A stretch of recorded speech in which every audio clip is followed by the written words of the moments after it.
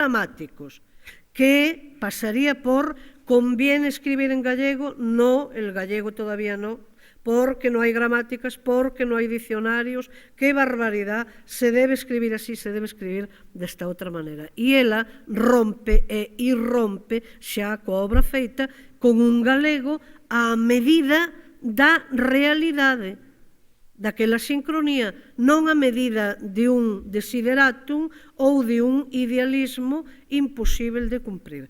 Nós, naturalmente, procedemos de aí.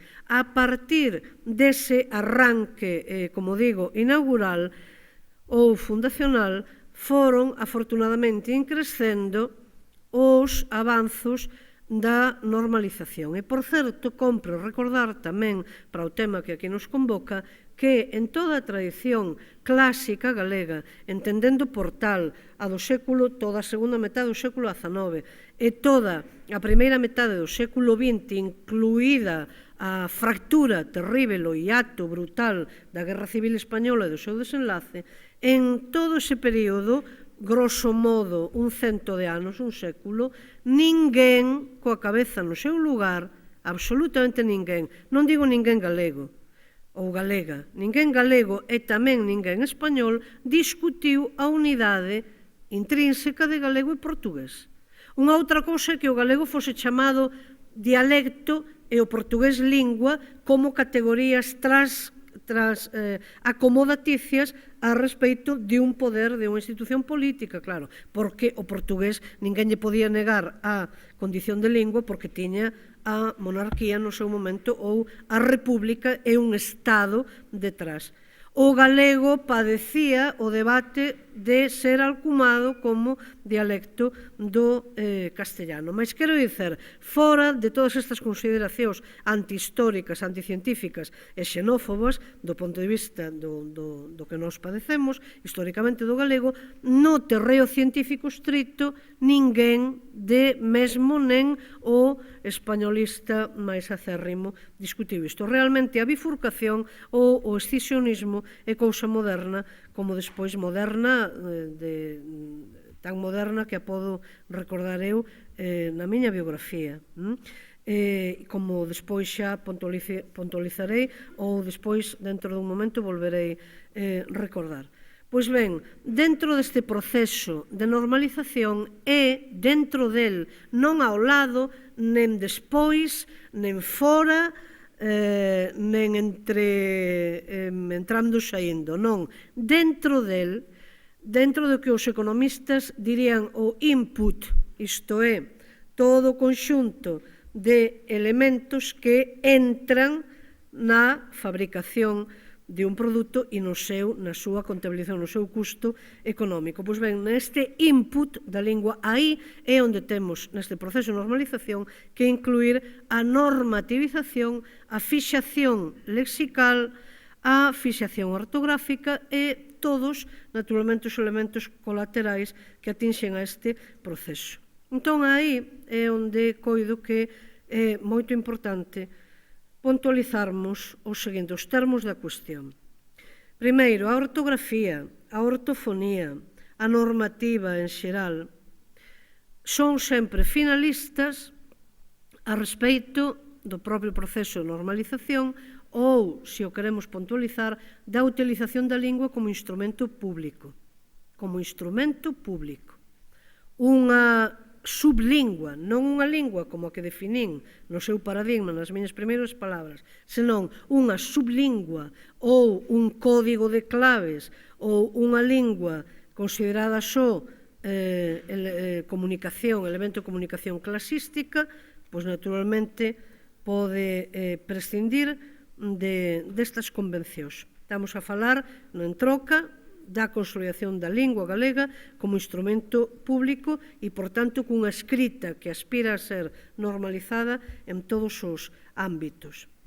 A segunda puntualización pasaría por recordarmos ou restaurarmos a verdade histórico-científica da unidade lingüística do galego-portugués nos seguintes termos, non en termos de unha suposta ou pretensa colonización do portugués por tanto, do meridional cara ao setentrional, senón xustamente ao revés. É dicer, é o galego histórico, por tanto, desde o que hoxe son terras asturianas até o Mondego, é ese galego histórico o que esgallou ou que se bifurcou por razóns políticas e nunca lingüísticas no portugués que acabou consolidándose como lingua oficial do Estado correspondente. Por tanto, a partir de aí e de moi diferentes circunstancias vividas, non é que se quedemos por rompida a unidade lingüística, senón por abranxente en termos territoriais e en termos tamén de situación sociopolítica moito máis ampla. Quero utilizar unha imaxe que non me parece sobrante. Nós podémonos, como galegos, galegas de hoxe, podémonos, efectivamente, con prazer, podémonos satisfacer con sabermos que os nosos antepasados repartiron, distribuíron en millóns de falantes o idioma por partes do mundo moi afastadas de aquí, da orixe. Mais a nosa obriga, como galegas e galegos de hoxe, é garantirmos a saúde da nai. A saúde do fillo está garantida.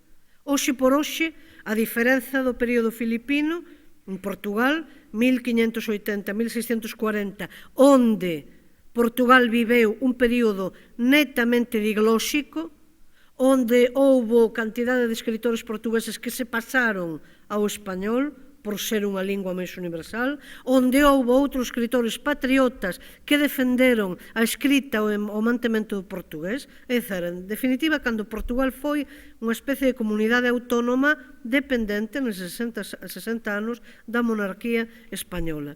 Mais ben, agás ese período, nen o portugués de Portugal ten perigo, hoxe por hoxe, non sendo que queira deixarse invadir colonizadamente polo inglés, cousa que non é de desexar, naturalmente, nen o portugués de Brasil ou de outros continentes. Por tanto, o que é fundamental para que exista unha bilateralidade galego-portugués no mundo é garantir que a nai, entre aspas, ou o pai, é dicer, a lingua matriz, a orixe, que neste caso somos nós, que conserve non que conserve a súa debilitada saúde, senón que a mellore ostensiblemente para poder xogar de igual a igual, horizontalmente, en termos equitativos, dentro do mesmo sistema. Esa escisión ou esa política escisionista do galego-portugués a que antes me referín é unha invención dos anos 70 en conexión coa sociolingüística colonial norteamericana e co funcionamento vinculado fundamentalmente a Universidade de Santiago de Compostela, ao funcionamento daquela de organismos ou de institutos como o Instituto da Lingua Galega, ao menos a aquela altura, non quero facer xuizos rigorosamente actuais, mas digo desde logo durante moitos anos, a unha didáctica da lingua inteiramente errónea e equivocada, a unha superflua, absolutamente desnecesaria dialectalización do galego e a un moito ter en conta o portugués, moito, non ignoralo, senón tereno moito en conta, até hoxe mesmo, non para confluir, senón para se arredar. Que iso hai que telo moi presente. Non é que se ignore o portugués en moitas fórmulas da normativa, inclusive normativa actual. Tense en conta para facer todo o contrario. De modo maneira que, claro, aí non se fai máis que redobrar ou reforzar unha perversión absolutamente injustificada. En terceiro lugar, a terceira recordación sería fundamental. Falaba Diego Catalán, o lingüista español, o gramático español, de subnormas para o español, que eu